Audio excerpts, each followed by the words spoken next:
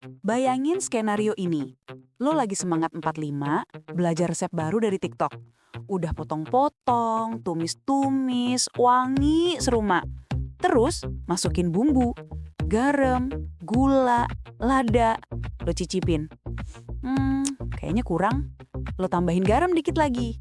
Aduk, cicip lagi. Lah, kok masih hambar? Tambah lagi. Tiba-tiba, nyokap lo datang, ikut nyicip. Hening sejenak, terus beliau senyum-senyum. Cie, masakannya keasinan ya. Udah pengen nikah nih. Ceng-ceng, kalimat sakti itu.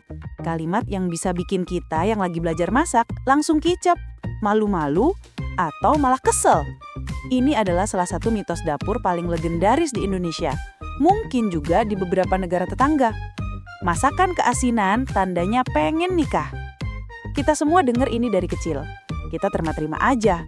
Tapi pernah nggak sih lo berhenti dan mikir, tunggu, apa hubungannya garam sama KUA?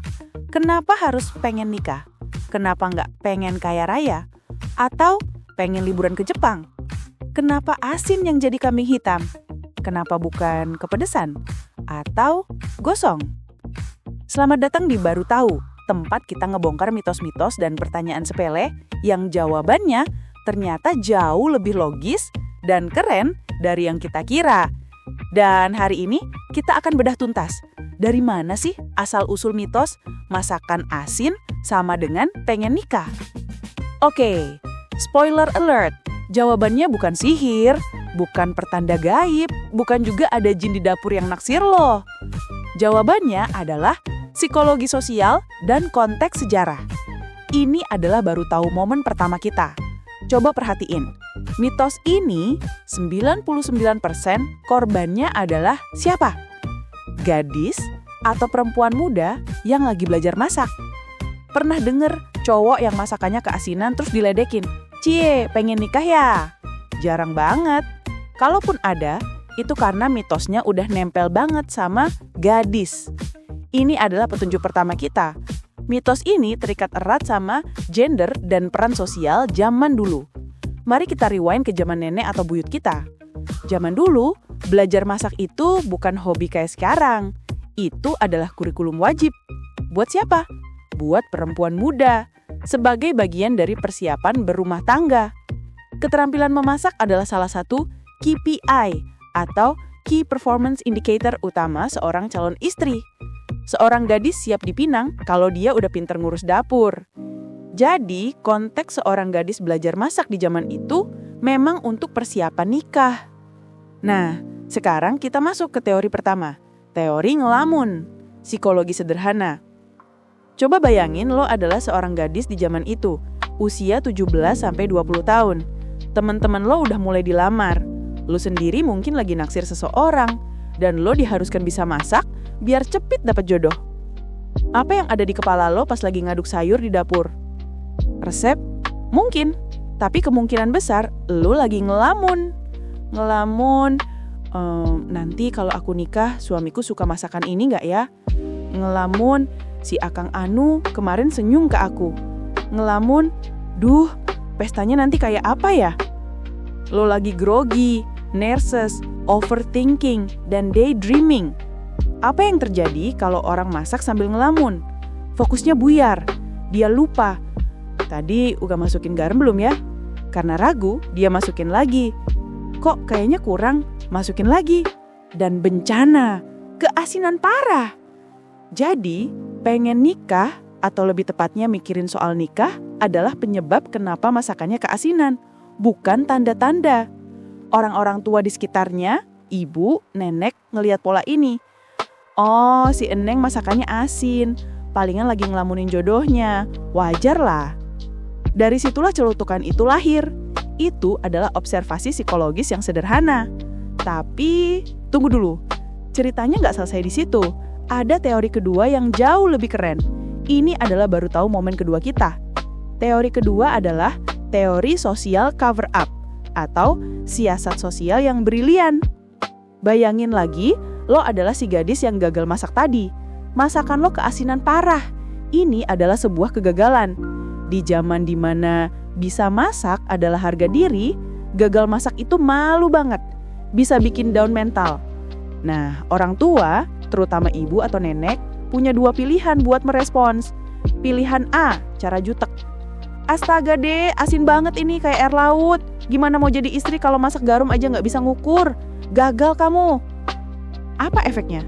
Si gadis bakal sakit hati, nangis, trauma, dan malas belajar masak lagi. Mentalnya kena. Sekarang pilihan B, cara bijak. Sang ibu nyicipin. Beliau tahu ini gagal total, tapi beliau nggak mau ngejudge. Beliau senyum, nyolek dagu si gadis dan bilang, "Cie, asin ya, pasti lagi mikirin si Akang, udah pengen nikah nih." Lihat bedanya, di skenario kedua, sang ibu secara jenius mengalihkan fokus. Dia nggak ngebahas kegagalan si gadis, dia ngebahas alasan kegagalan itu. Dia mengubah aib atau nggak bisa masak menjadi lelucon atau godaan soal romansa, pengen nikah. Yang mana yang lebih gampang diterima? Jelas yang kedua, si gadis mungkin bakal malu-malu. Ibu apaan sih? Tapi dia nggak merasa gagal sebagai perempuan, dia cuma lagi ketahuan ngelamun. Ini adalah sosial lubrikan atau social cover up. Sebuah siasat sosial yang brilian dari leluhur kita untuk menjaga mental si pembelajar. Daripada menjatuhkan, mereka meledek. Ledekan ini adalah bentuk validasi bahwa nggak apa-apa salah, wajar kok anak gadis lagi mikirin jodoh. Ini adalah cara ngeles paling elegan dalam sejarah kuliner kita. Kenapa harus garam? Oke, tapi kenapa harus asin? Kenapa nggak kepedesan atau gosong? Pertama, garam adalah bumbu paling fundamental. Lo masak tanpa cabai, masih bisa dimakan. Lo masak kegosongan dikit, masih bisa diselamatin. Tapi lo masak tanpa garam, hambar. Lo masak kelebihan garam, bencana, nggak bisa dimakan. Garam adalah penentu lulus atau nggak lulusnya sebuah masakan. Kedua, garam itu paling tricky. Warnanya putih, larut di air, sulit diukur secara visual. Lo harus merasakan, dan saat lo udah kelebihan, hampir mustahil buat dibenerin. Walaupun ada trik masukin kentang, tapi tetap aja susah. Karena garam adalah kesalahan paling umum dan paling fatal bagi koki pemula, maka mitos ini nempelnya paling kuat di keasinan. Jadi, kesimpulannya apa? Mitos masakan asin sama dengan pengen nikah itu bukan pertanda mistis. Itu adalah sebuah fosil budaya yang super cerdas. Fosil dari zaman di mana perempuan muda belajar masak karena mau menikah.